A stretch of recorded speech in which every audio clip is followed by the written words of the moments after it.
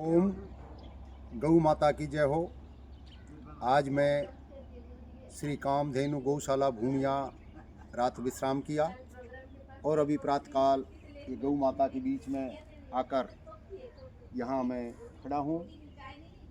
सुप्रभात प्रभाकर की मंद मंद उष्णता मुझे प्राप्त हो रही है और मैं आप लोगों को इस गौशाला के बारे में बताना चाहता हूँ। 2017 के आसपास की घटना है। यहाँ कुछ अलगाववादी लोगों ने, विधर्मियों ने एक हमारे नंदी को काट दिया। हमारे सनातन के जागरूक लोगों ने उस चीज़ को आंखों से देखा और उस नंदी को गोभूमि में दफनाने का कार्यक्रम करना चाहा, लेकिन वहाँ भी विधर्मियों ने, अलगाववादी लोगों ने, गो हत्यारों ने उनका प्रतिरोध किया। लेकिन हमारे सनातन के संगठन में इतनी शक्ति और सामर्थ्य कि आसपास के इलाके के लोग हजारों की संख्या में आए और नंदी को वहाँ दफनाया। गो भक्तों का विचार आया कि इस तरह से कितने नंदी काटे जा रहे हैं, क्यों ना एक गौशाला का निर्माण किया जाए। तो ये गौशाला की भूमि खरीदी गई 40-45 लाख रुपए में, और ये ऊबड़ खाबड़ भूमि थी।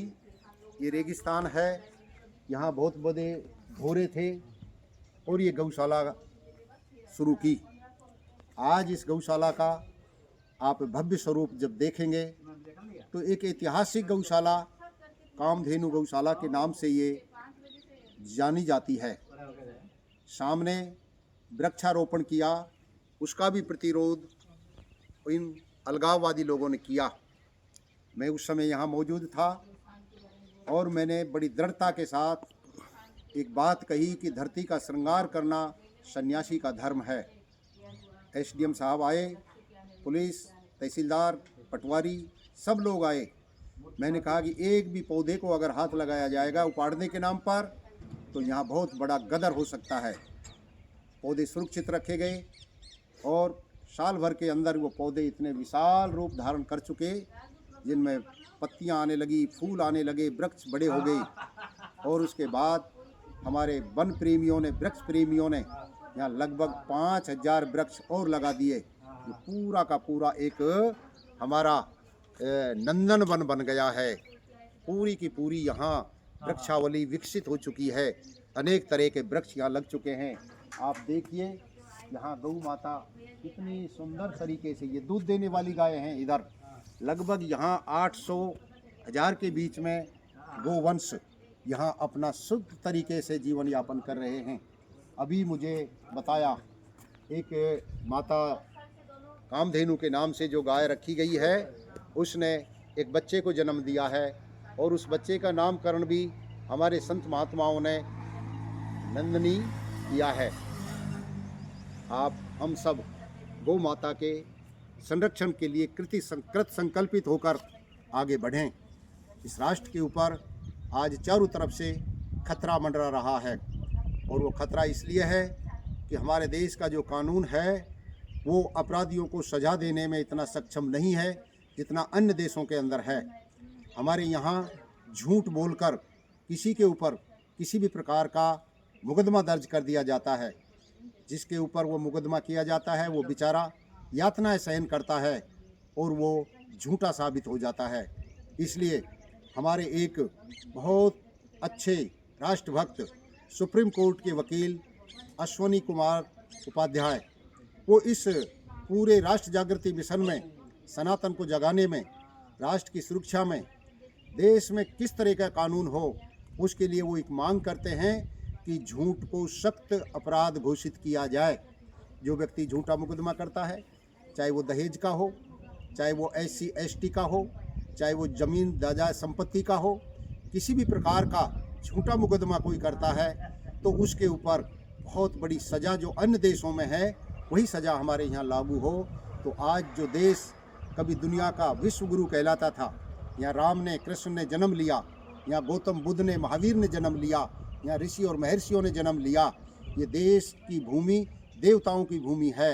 यहाँ इतने अपराध होने लगे हैं, अब उन अपराधों को कैसे रोका जाए। इसलिए सब हम नागरिकों को जागरूक होना पड़ेगा और ऐसे कानूनों को बदलने के लिए हमारे जो जनप्रतिनिधि हैं उनको संज्ञान लेना चाहिए कि वो कानून जिसके कारण मेरी जनता में आज अशांति पैदा हो रही है, अलग अलग जगह के ऊपर अलगाववादी, आतंकवादी, नक्सलवादी और जनता को परेशान कर रहे हैं, भारत माता को तोड़ने का प्रयास कर रहे हैं, तो फिर हमारी गौ माता कैसे सुरक्षित होगी। इसलिए राष्ट्र को सुरक्षित करना है तो हमें राष्ट्रीय विचारधारा के साथ ऐसे सख्त कानून बनाए जाएं जिसमें विशेषकर झूठ को महान गहन अपराध घोषित किया जाए। ये मेरा सारे भारतवासियों से निवेदन है, जनप्रतिनिधियों से भी निवेदन है कि इनके विचारों को, जो हमारे सनातन विचार हैं, उन विचारों को आप गहनता से लें, क्योंकि यहाँ दुनिया के लोग विद्या अध्ययन करने आते थे, तो हमारी विद्या तो यही कहती है जो व्यक्ति जितना अपराध करता है उसको उतनी बड़ी सज़ा होनी चाहिए। हमारे यहाँ सज़ा का इतना प्रावधान नहीं है। गौ माता को काट दिया जाता है और काट कर रोटी के साथ खा लिया जाता है, लेकिन अपराधी को कोई सज़ा नहीं होती है। इसलिए सख्त से सख्त कानून बनाए जाएं। हमारे जितने भी जो जीव जंतु वृक्ष आदि हैं, जो वन जीव हैं, उनको भी सुरक्षित किया जाए। ये हमारा आप सब लोगों से अनुरोध है। इसलिए मेरा आप सब लोग सनातन के मानने वालों से एक ही अनुरोध है कि राष्ट्र बचेगा तो हमारा धर्म बचेगा, धर्म बचेगा तो हमारी संस्कृति बचेगी, हमारी संतान सुरक्षित होगी, हमारे संस्कार सुरक्षित होंगे, सुख और शांति हमारी सनातन वैदिक संस्कृति का एक बहुत बड़ा हिस्सा है। और उस हिस्से को हम पूरा करने के लिए एक अभियान शुरू करने वाले हैं और अभियान का नाम होगा एक शाम राष्ट्र के नाम। एक शाम राष्ट्र के नाम। इसलिए सब लोगों से निवेदन है, हम राष्ट्र को प्रथम माने। राष्ट्र बचेगा तो हमारा धर्म बचेगा। आए मिलकर हम भारत माता को सुरक्षित करें। ये आर्यव्रत राष्ट्र, जिसको देवभूमि के नाम से भी जाना जाता है, प्रथम बार मनुष्य ने इसी भूमि के ऊपर जन्म लिया और आज दुनिया के देश सख्त कानून से अपनी आर्थिक व्यवस्था को भी, अपनी तकनीकों भी और जनता को भी सुरक्षित किए हुए हैं। हम भी यही काम करें। हमारे राष्ट्रभक्त जितने भी हैं उन सबसे आह्वान किया जाता है कि राष्ट्र प्रथम, वयम राष्ट्र जागृताम पुरोहित। हम राष्ट्र के प्रथम योद्धा बने, राष्ट्र के प्रथम सुरक्षाकर्मी बने, राष्ट्र के प्रथम उद्धारक और उन्नतिशील व्यक्तियों में हमारी गणना हो। इन्हीं शब्दों के साथ पुनः पुनः आपसे गौ रक्षा के लिए, गौ माता की रक्षा के लिए, गौ संवर्धन के कार्य के लिए सब लोग आगे आएं। और गौ माता की जय, भारत माता की जय, सनातन वैदिक धर्म की जय। ओम शांति शांति शांति।